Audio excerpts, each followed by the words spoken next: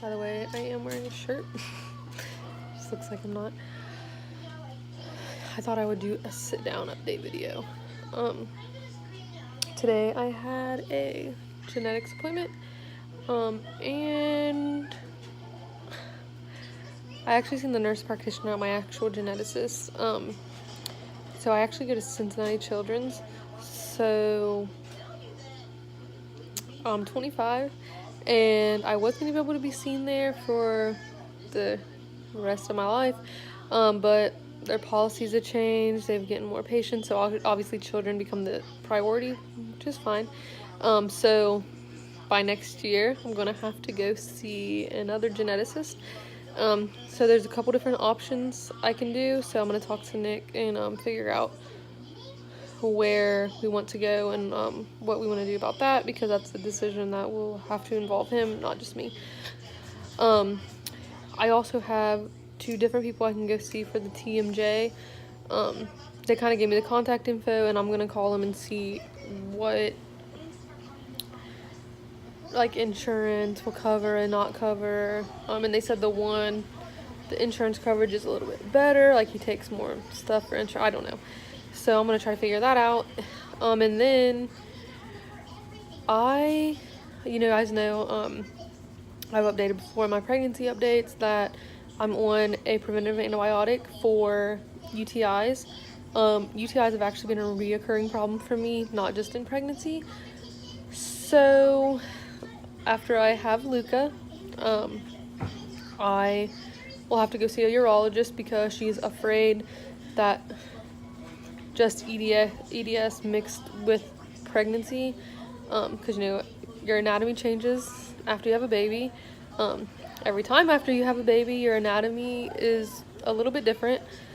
So she said that's probably why she said just wait until afterwards, then we can see what the structure of like my urinary tract, so like my kidneys, my bladder,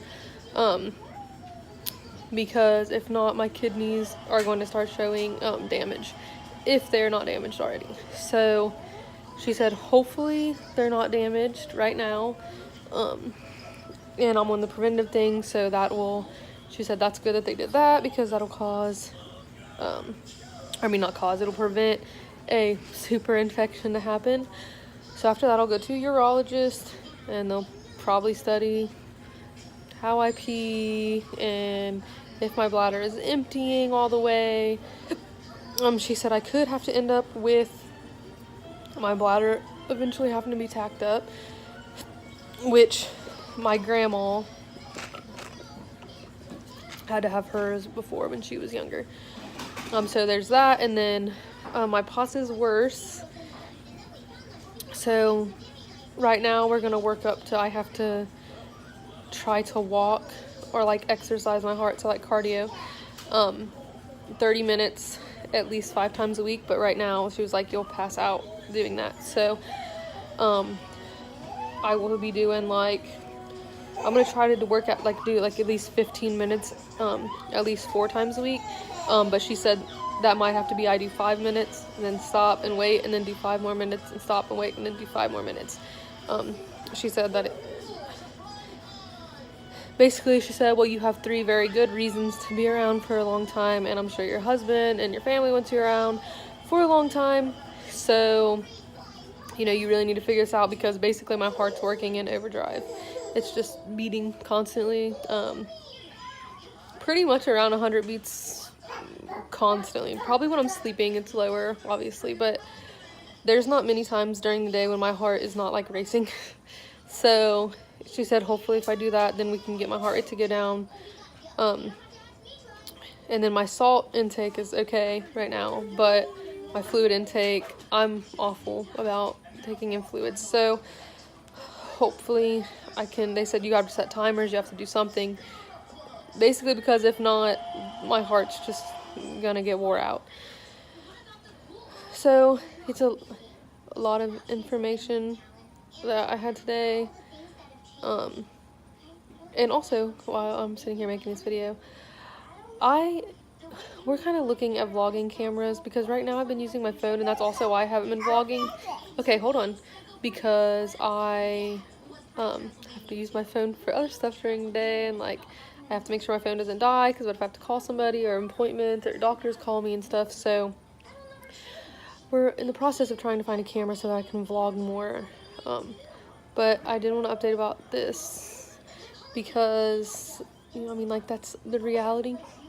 And it's the reality of invisible illness too, because people don't look at me and see that, like, my heart is racing all the time, or, like, you know, it's hard to go into a store and walk around. Like, that's what so many old people, it's mostly old people, stare me down when I park handicapped. At this point in my life, if I do not park handicapped, I cannot make it through. I literally start sweating at stores because my heart is working so hard, it's pounding. And I get dizzy. I mean, I can't. So, you know, like, even, you know, like, my own family doesn't really understand the extent of what's going on, especially with my POTS. I think I was talking about how people don't understand. So it's just hard for people to understand when, like, because you can't see that unless you see me visibly, like, trying to catch my breath and, like, the sweat dripping off of me. You're not going to understand. So yeah, I am gonna be trying to do all that. I still need to talk to Nick when he gets home from work.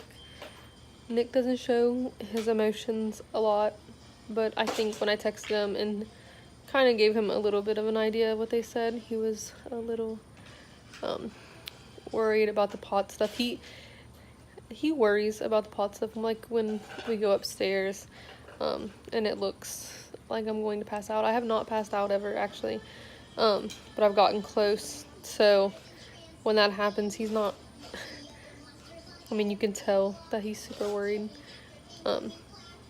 So yeah, if anybody has any questions, you can comment on my Instagram, message me on my Instagram, comment on this video, yeah, anything that you have to ask, anything that you want to know, just let me know.